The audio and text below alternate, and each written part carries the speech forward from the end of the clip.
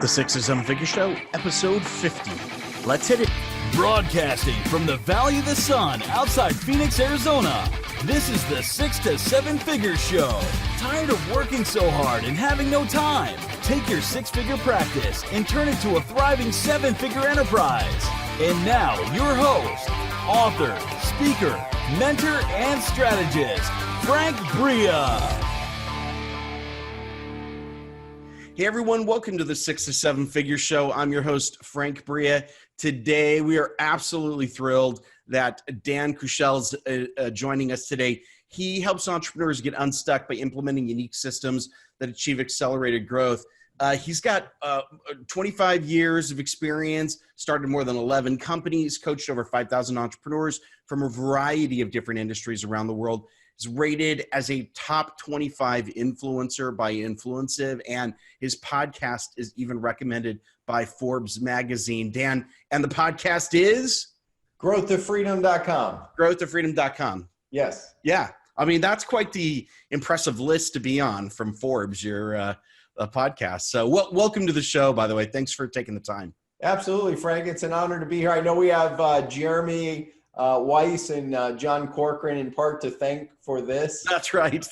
Reconnection. We stumbled across each other, but they were like, hey, you guys got to really get together. Yeah, seriously. Mastermind together. We're in an online program together, so it's great. Right. And like Dan lives in Phoenix and I live in Phoenix. And Phoenix is a big city, though, just to be fair. For those of you who don't know, it's like it's not only big from a population perspective, but I used to live over on the opposite side. Dan and I are probably used to be 100 miles apart, probably. Right. Little distance. So not quite so bad now, but. Yeah, it's becoming more like California. Like I live 42 miles away from Phoenix, where I'm at in the West Valley here. And what's fascinating is it'll take me about almost 90 minutes to get to Phoenix. That's true. That is true. And if it rains, it'll double the time. That's right. That's right. Hey, Dan, talk a little bit about the experience. There are, it seems like anyway, in our industry, there's a relative fewer number of us that can put the 20 plus years of experience on the table. Talk us a little bit about your background. Like where did that come from? What have you spent your time doing? Yeah, happy to. I mean, I got fascinated by the industry, Frank, all the way back in the late 80s, 1980s, by the way, as you're listening or watching. And my sister got me a role or position while I was in college working with a direct mail company, direct response. You know, we were doing direct mail, TV, radio. So I got to cut my teeth early. And I got so fascinated by mostly the psychology of it, right? How people would get something or see a commercial or hear a commercial and then respond and buy stuff. And so I took a deep dive. I was in my late teens at the time, and then that graduated. In 1992, I started my first company, and we served health club owners, and we helped them solve a problem of getting clients. And we had an irresistible offer. And I didn't know it was called that back then, but it was an irresistible offer where we'd go to these health club owners, Frank, if you were the owner, and go, hey, Frank, if we could guarantee you a way that we could help you bring a couple hundred members to your business and club in the next few months, and it won't cost you anything up front, our company will take the risk. And then after we generate a profit together, we'll split those profits. Would you be open to that, right?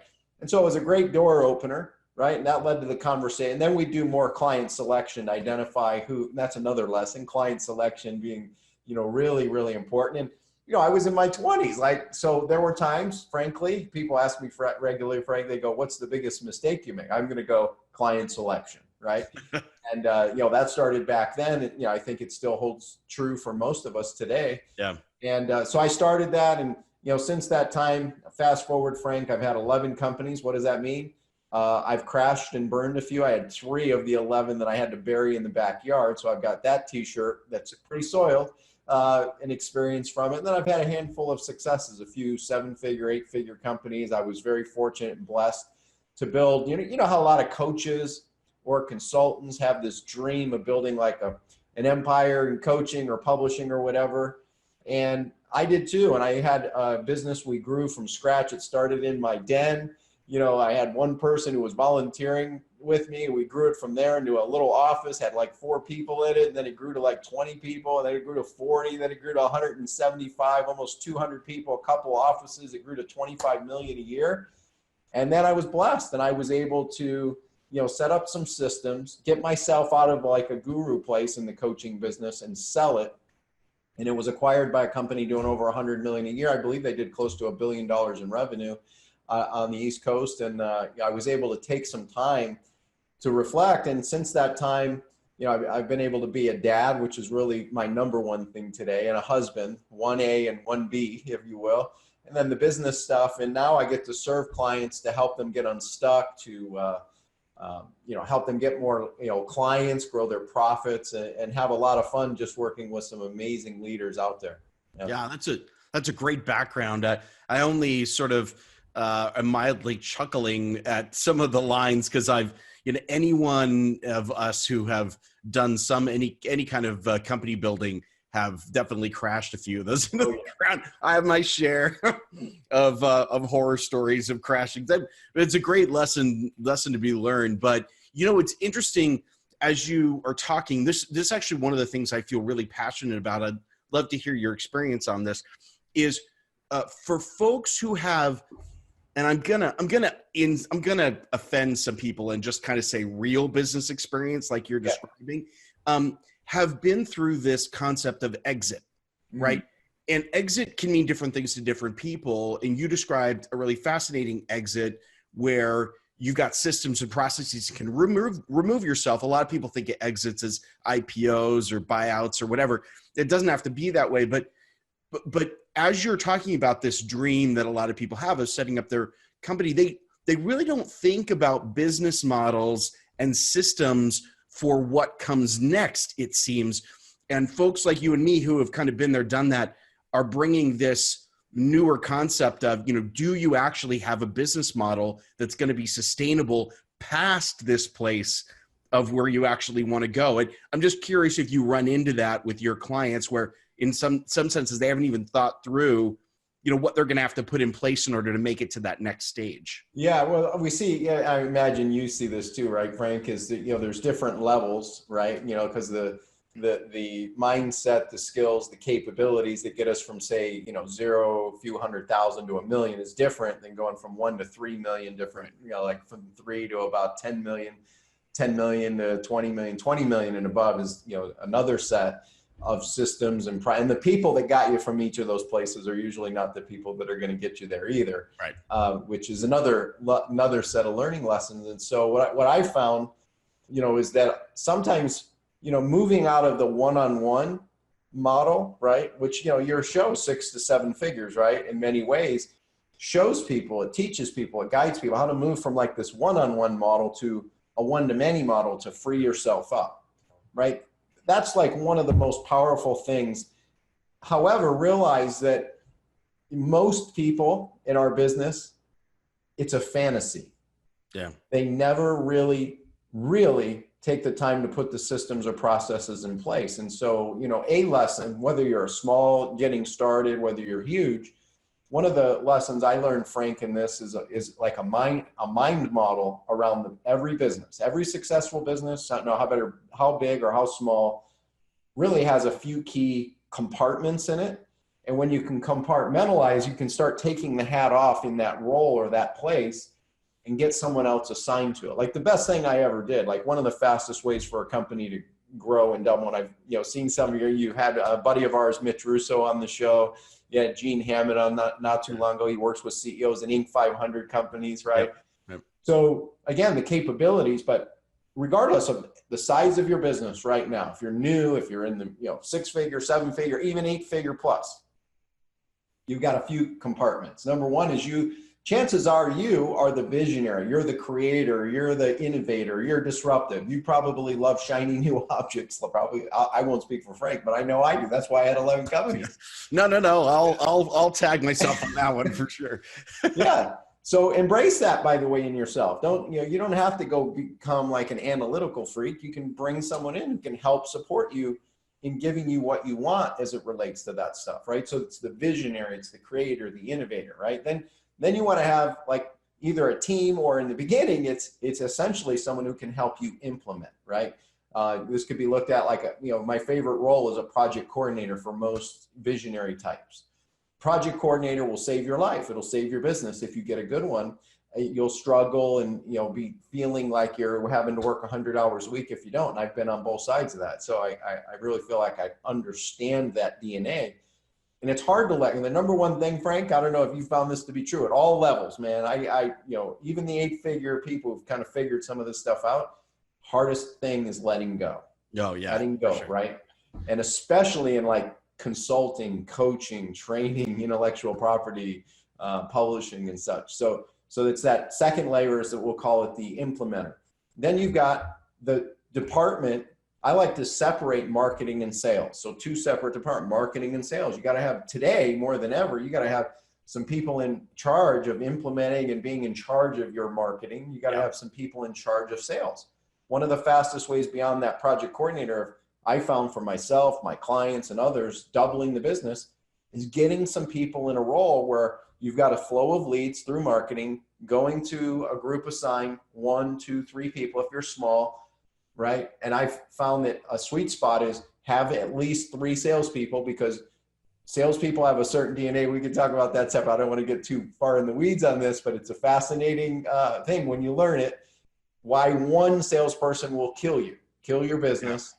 And why 2 is okay, but 3 is a huge multiplier. That's fascinating. So sales, marketing, then you've got operations, having someone who can help with that operations. And then lastly is the finance area, finance in your business. So when you get clear on those roles, as you kind of think about that framework in your business, take wherever you're at right now. Let's pretend you're on your own kind of right now.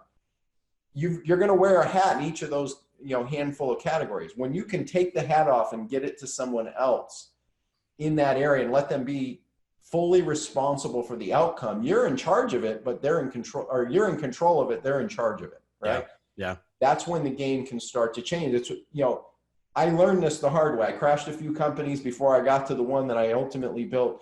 But the best thing I ever did, I got to a place, Frank, where I did let go. It wasn't easy. I did it kicking and screaming. I paid a lot of people to help me through the process, coaching, mentoring, different groups and experts that I associated with. And I did it kicking and screaming, frankly.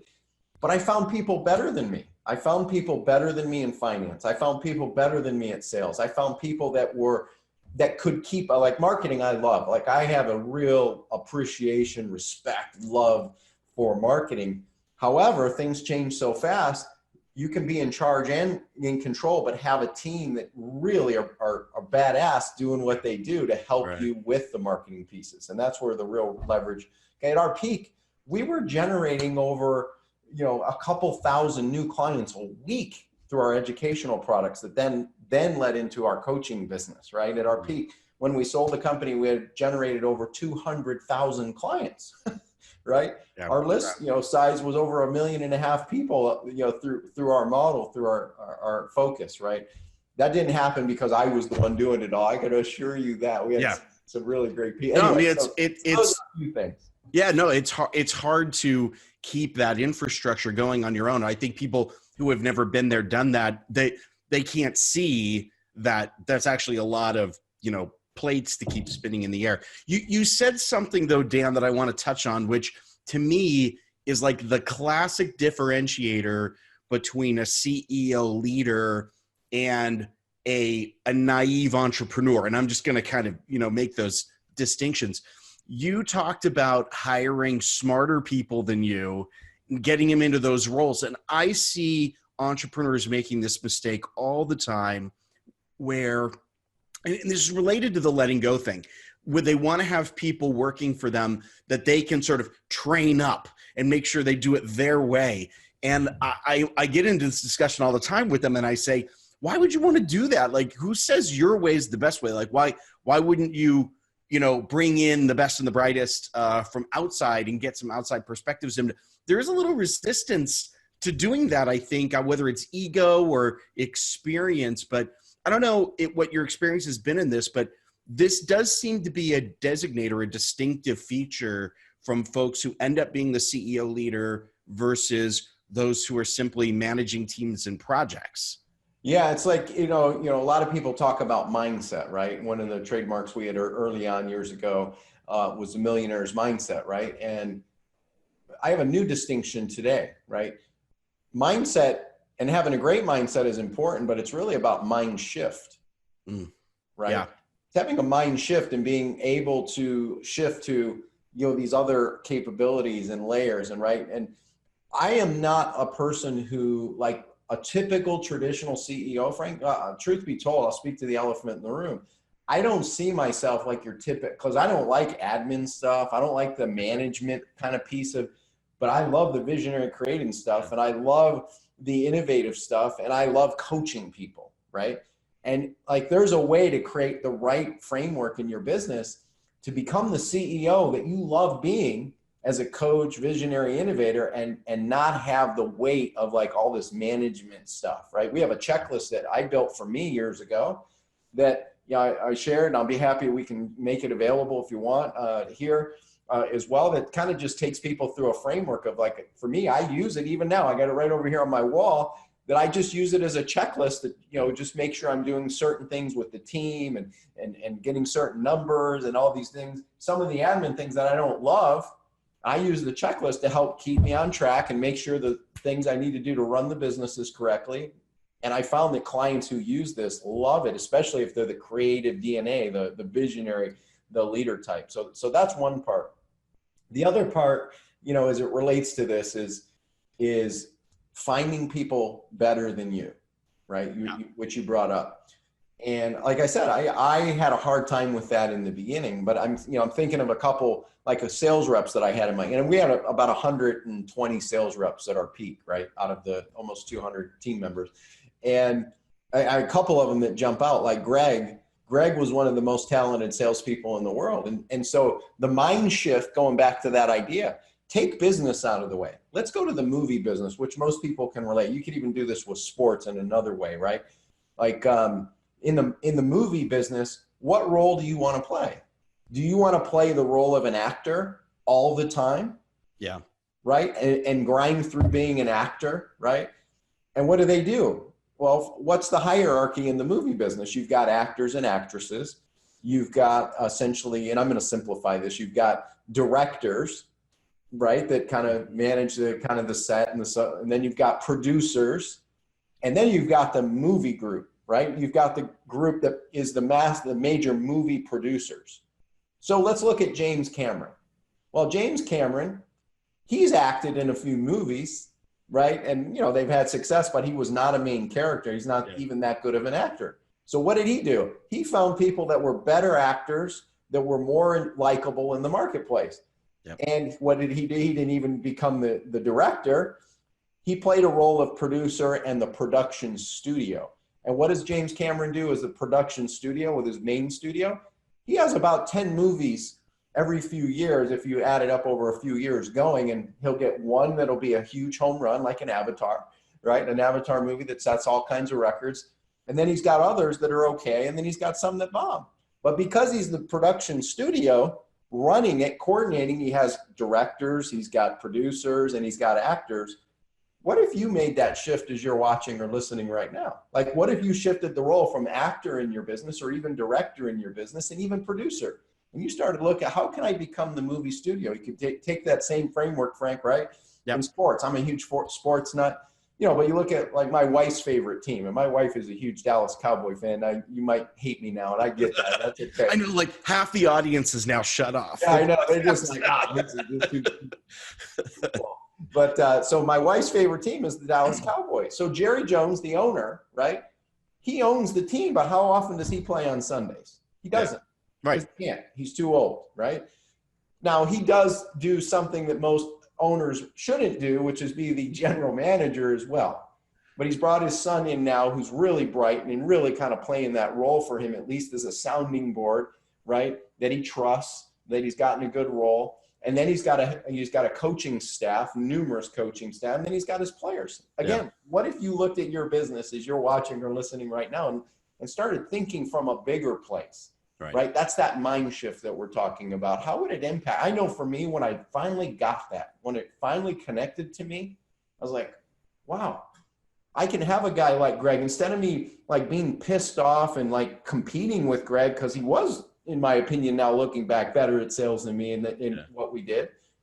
I actually could champion and be a cheerleader for Greg. And guess what Greg did? Millions and millions of dollars in business, right?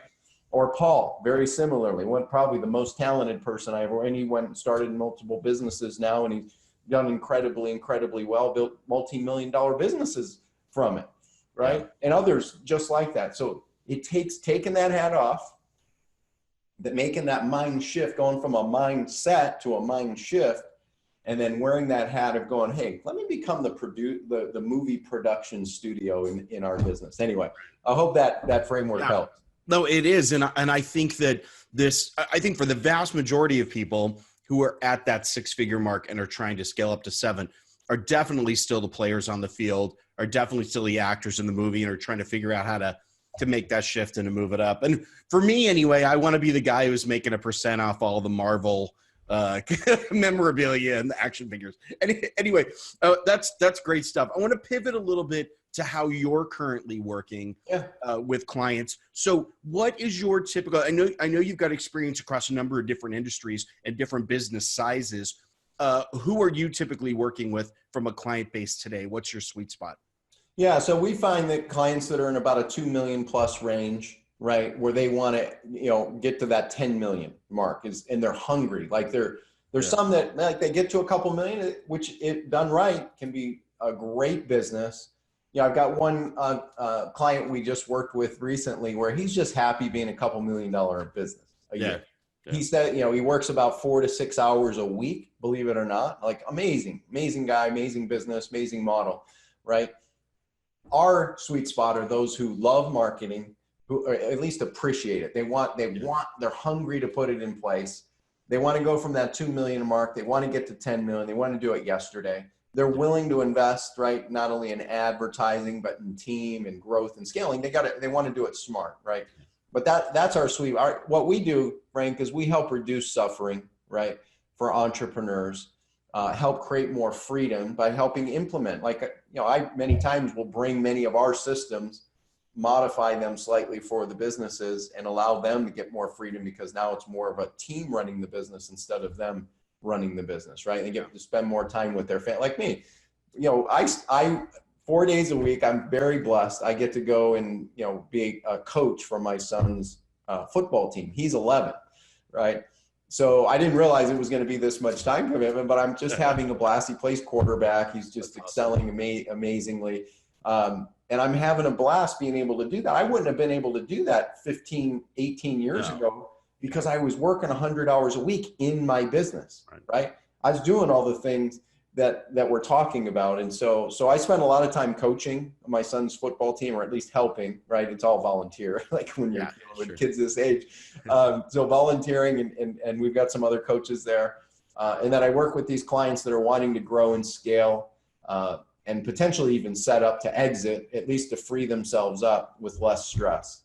And where we excel most too, Frank, is helping implement the sales and marketing match. Because a lot of people confuse marketing and sales. Sure. Right. And they are separate. And what I have found that I have a superpower, we have a team of people that help implement for the companies, is we create a bridge between the marketing and sales. So if it's clunky, which I don't know, you've probably seen this too. Most companies have clunky marketing and sales. Yeah. And then when you start to grow, one of them usually works, but the other one kind of doesn't really work well together. Yeah. We help connect the dots to get them to play together and create that bridge so that when you can create the right bridge between your marketing and sales, you get optimum results, exponential growth, and a lot of other things. That's great. I mean, that's a really great area to be working in. But my experience is that, as you pointed out, smaller companies don't have this distinction. I mean, I think mentally they know they're different things, but they don't act like they're different things. And so there's this just blending of stuff, and it gets a little, mishmashy. Yeah. But then larger companies have the problem that you just cited, which is, I mean, I've sat in plenty of conference rooms as a consultant listening to the sales and marketing team point fingers at each other as to whose fault it all is. And you realize that they literally don't have any other form of communication except for this weekly sales update meeting where they just blame each other for why it's not working. But like literally that's it. So it's a really, really important thing. I think people underestimate the importance of having good independent functions and having them communicate, especially at the level of the companies you're working with. Yeah. And then, the other thing, even at this level, there's a lot of, we're blessed, like one of our recent client situations, Joe Polish, Genius Network. And, Joe was always successful and profitable in his business. And then we got a chance to team up. I was a client of Joe's, for a lot of years in his program, his coaching or his mastermind called Genius Network, $25,000 a year program, it's a high profile kind of group. And, at the time, Joe was already successful, profitable, but he wanted to and he's a really brilliant marketer. He loves marketing, but, like a lot of business, he wanted to free himself up. Sure. So we were able to go in and help Joe triple the business in just a short period of time. We were helping him able to grow his profits by close to 15 times by implementing, these kind of things and creating a system. People go, well, what was the biggest thing that you did? Well, we brought him more predictable leads on a regular. He had 37 candidates a year before we got there, which, still made it very profitable and prosperous. And he has great retention and referrals, right? Yeah. 37 leads. We turned on our method and we helped him generate over 100 lead candidates a month. He went and had hockey stick growth because of that. And then we created a system where he didn't have to be the one talking to people, enrolling people. We created a model and some scripting and so on, outlines for their team to use, where they could do an interview instead of a sales pitch and shift the conversation from sales to interviews. And They were interviewing people, enrolling a high number of people that were right fit candidates, and being willing to say no if they weren't a right fit, right? And that's an example of many times of how we work with clients and help them grow and scale with less stress too. Well, and that shift from sort of, the pitch sale to the we're qualifying you kind of sale, I think is, at least as I've seen, one of the really important outcomes of having the marketing and sales teams connecting the dots and working as a team on their different things. Because by the time, the marketing department has done their job, which means that the sales department's job is easier. That people come more pre-qualified, people come with the credibility already built, and the salespeople don't have to do all of this sort of haranguing and browbeating that other, we kind of know, the old boiler room kind of style stuff, because the marketing team's done their job. So that's a really good sign, I think, that you guys have put a great infrastructure in place. Thank you. Yeah. And, and what's fascinating, Frank, is, a lot of times when we don't know, right, it creates, whether we call it out as this or not, it creates fear, right? Yeah. The unknown, the uncertainty creates, paralysis, right? And paralysis is, the old adage goes is analysis, right? And over-analysis creates paralysis. So how do you move from being unstuck is, getting clarity is huge. Like, knowing your numbers, like what does it cost to generate a client? Like, I am shocked at how many successful, and I won't mention names, but how many successful entrepreneurs that we work with. We have, about a dozen private clients that are, if I mentioned their name, you would know. Yeah. But I can tell you that more than 80% of them didn't know their numbers when we started, and they were profitable, successful, right? And all these sorts of things. Yep. And then when you do know your numbers and what it takes, like, is a simple one. Like, let's pretend you're just getting started and maybe you're going to play in a game of paid advertising, right? As you're watching or listening right now. Well, you might have a wrong expectation of like, how do you get a lead magnet or list building tool out in the marketplace? And what does it cost to generate that lead? See, if you go in with an expectation, it's going to be 50 cents, for example, to generate this lead, but it cost you $7. Right. You're going to be like, holy shit, I'm going to go. Something is not working there. Yeah. Now, and here's the reality. I'm going to use some averages here for a couple things, but to generate a list building tool lead, many times will be about $5 to $7. Mm-hmm. Yeah. Right. The key is, what do you have on the back end of that to make it profitable. So if you don't know that number though, and you have that misunderstanding, what does it do? It creates freaking out. It creates fear, even in the most successful people in the world. Or how about a webinar? If you've heard, and Frank, I know you have your model and you do great work with your students, right? But if you go into a webinar model, right? And again, it does vary across the industry. But what we found is that you can make webinars work to generate a subscriber from cold to a webinar lead, right? Nothing in the middle. Somewhere in a range of $20 to $25 per lead.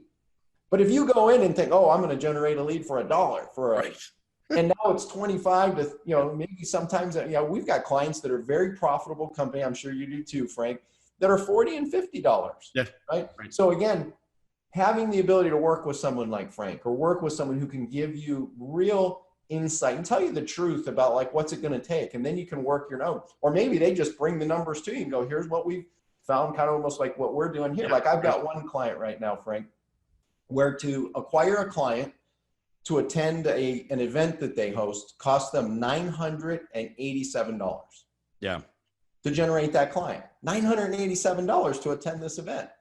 Now you might go, holy shit, 180. So here's a big twist that I encourage you. And Frank has taught this in some of his work that I've researched as well. Be willing to spend more than your competition.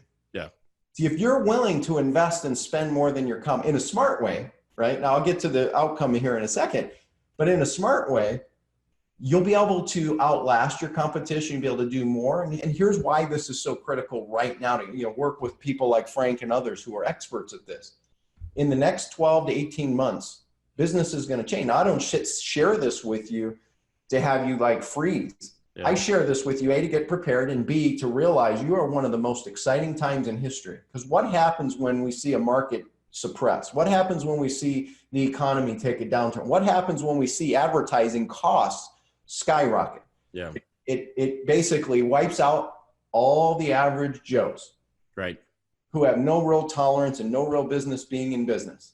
And it leaves it for you, if you're working with someone like Frank, the ability to go out there and crush it.